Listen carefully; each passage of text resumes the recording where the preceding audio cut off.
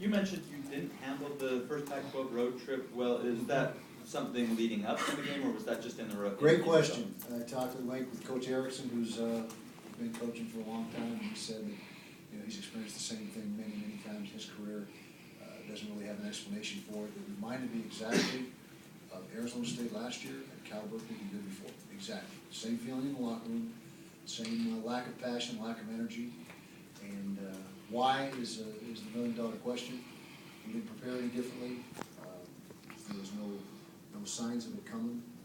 And so we've got to get it fixed, obviously, or else it's going to be something that is a negative force against it. We can't let that happen going forward. Coach, if you do end up with either Schultz or Manning at quarterback, does that change your game plan offensively at all with Travis being a little bit more of a running quarterback? Well, a little bit. Yeah, we got to take advantage of the guy who's pulling the trigger, and Schultz obviously has the big arm, and Connor's a thrower as well. And so if that is the case, then yeah, that will alter the game plan, not radically, but somewhat. When ideally would you make a decision if Travis can go or not? Ideally tomorrow. We'll see. If we do a practice tomorrow, we'll have a good feeling or a good idea of where he stands. But we'll see if it's a medical staff decision, and obviously Travis as well. Is that something that could come down to a game time thing? It could, but we hope not. The quarterback position, we'd rather have that settled going in and get the reps to the right guys, the guys that can be available to play. And so we've got to handle that a little differently than another position. Questions?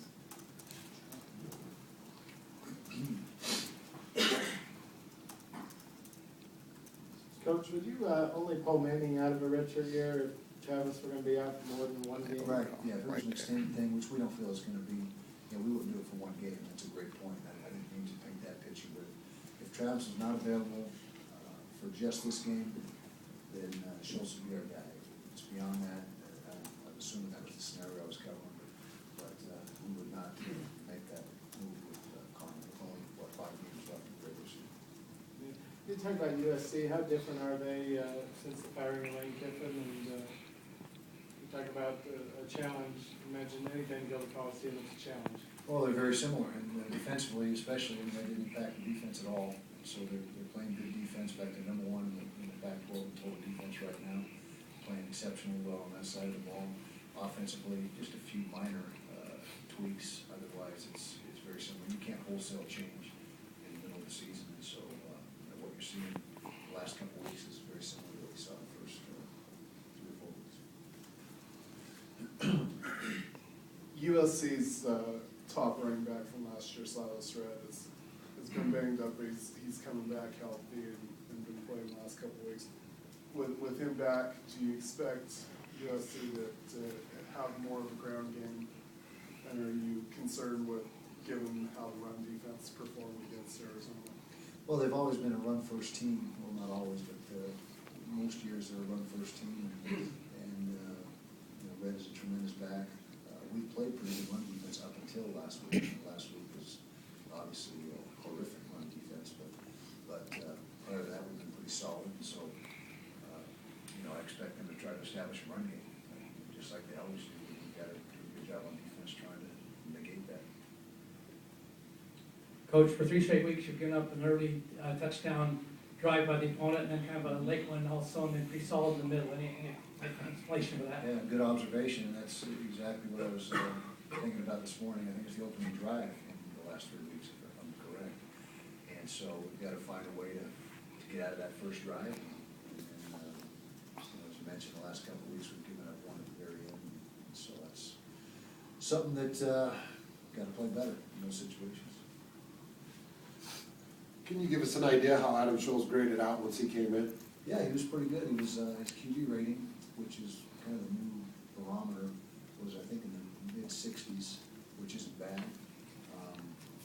And then as far as our own grade, it was, as I remember, was high 80 percentile. I think was where he graded on it. I'd have to go back and look to be sure, but that's about what. Coach, to watch when Andy Phillips missed his field goals, he seemed absolutely shocked. I wonder what the reaction was for you guys for something that's been automatic. And since then, have you or maybe Coach Hill sat down and talked with him, or you just leave him alone? Well, Coach Hill's talked to him, and Andy's a tough kid. It's unfortunately, we missed those 2 kicks, but if you would've told me at the beginning of the year, he's gonna make 12 of his first 14 kicks, I think we all would've taken that. So that's where he is right now, he's 12 of 14. Obviously, those kicks were big, had we made those kicks, 30, 28, I think it would've been at the end there, or towards the end. But that's just, would've, should've, could've. And so we're pleased with what Andy's done so far this year, and my guess is he'll get back on track this week. Coach, what's going on with the offensive line that has them so hot and cold in pass pro? Another good question. We had some breakdowns in pass protection. One time it was a miscommunication. We checked the protection at the line, didn't get communicated all the way to the left tackle, gave up a sack in the situation there. We were, in fact, both tackles last week, Saturday night, were not as stout as they have been most weeks. We gave some things on the edge. The inside 3, however, played very well, the guards in the center. And so we'd like to get them all playing well at the same time. That's the objective. And that inside 3 has been hot for you all year long. You have Very solid there. Yeah, very solid all year long. Solid, Tofano with guards, and Vince Jones is very consistent. I felt like this game in particular really missed Jake Murphy at times. That target that drew some attention. Yeah. Drez Anderson not hit as often as maybe you would like or anybody would have liked.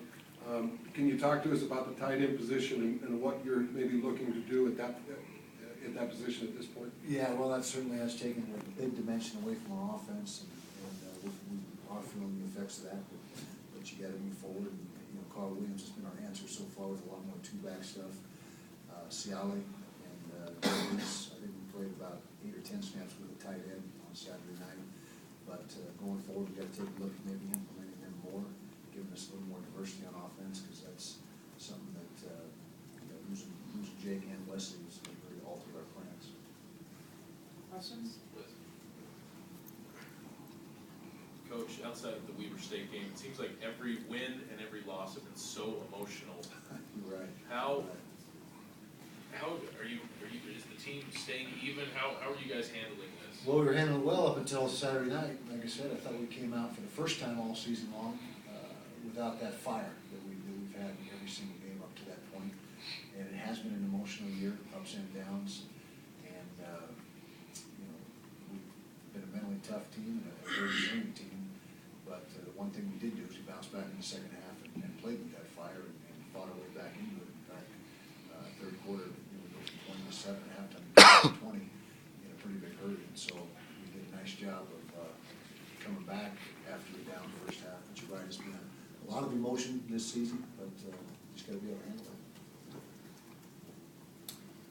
Coach, as far as your defense getting off the field on 3rd down, what's the single biggest thing that needs to change on that to make that better?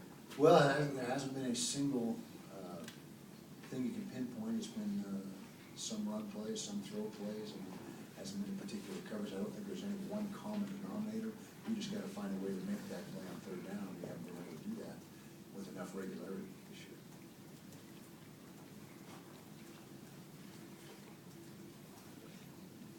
Coach, USC has several injuries as well. What are your thoughts on maybe coming out with official injury reports? There's kind of a cat and mouse game. Do you prefer that? Yeah, I would prefer the NC2A to have a standardized way of handling injuries, but I don't know if that's going to happen. It's not.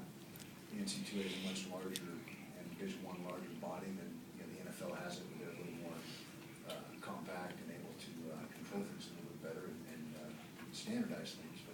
But I think that it would be nice if they did do that and everyone would adhere to the same format, the same way of announcements or releases of the injury report. But until then, we'll just continue to not have them. Any other questions? Along those lines, I guess Marquise Lee is a little banged up, but if he can go, he's still considered the best receiver in the country. How do you deal with a guy like that? Yeah, he's tremendous. He's a guy that you better be aware of where he is, and if you have double coverage built into your package like we do most weeks, he's going to be the focal point of that. And he did not play the second half last week, but I think maybe that was more for precautionary reasons. Apparently he's feeling pretty good, so we're expecting to see him, and if not, then we'll adjust. But our plan going forward is we expect him to play.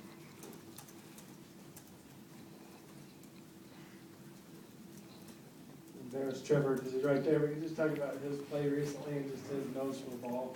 Yeah, he's an instinctive player, he's, one of our big play guys on defense, if not our biggest play guy on defense. And we rely on him to, be a disruptor and, make those big plays, make a big play on fourth down, goal, early in the game, sack the quarterback, or, stop that drive. And so he's a guy that we rely on week in and week out to, step up and make big plays for us. And he's done.